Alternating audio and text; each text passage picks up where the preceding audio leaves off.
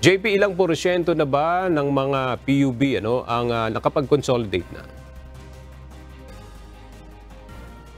Aga, batay doon sa huling datos na inilabas ng Land Transportation Franchising and Regulatory Board o LTFRB, nasa 80% na ng mga public utility vehicle sa bansa yung nakapag-consolidate na. At inaasahan nga na hanggang sa katapusan ng April 30 sa April 30 ay madadagdagan pa yung bilang na yan.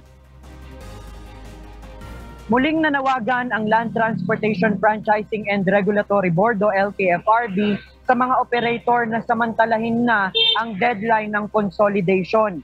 Ayon kay LTFRB Chairman Attorney Chofilo Guadis III, pagkatapos ng April 30 ay wala na talagang gagawing extension ang pamahalaan sa consolidation.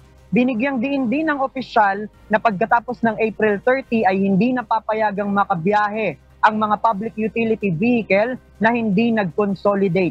Matatandaang noong December 31 lang sana ang deadline ng franchise consolidation, pero nagpasya si Pangulong Bongbong Marcos Jr. na palawigin pa ito upang bigyang pagkakataon ang mga operator na gusto pang humabol sa programa.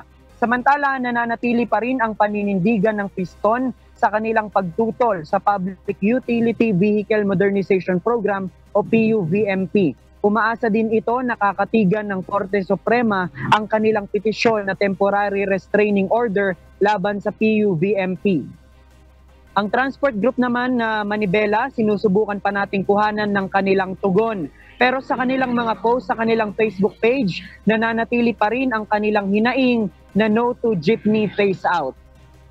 Sa ngayon aga, patuloy nating minomonitor itong magiging takbo hanggang sa April 30 nitong PUVMP kung dadami pa yung mga operator na magko-comply doon sa consolidation. Sa ngayon, yan muna ang ating latest live mula dito sa Quezon City. Balik sa iyo, Aga. Okay, maraming salamat, JP Nunez.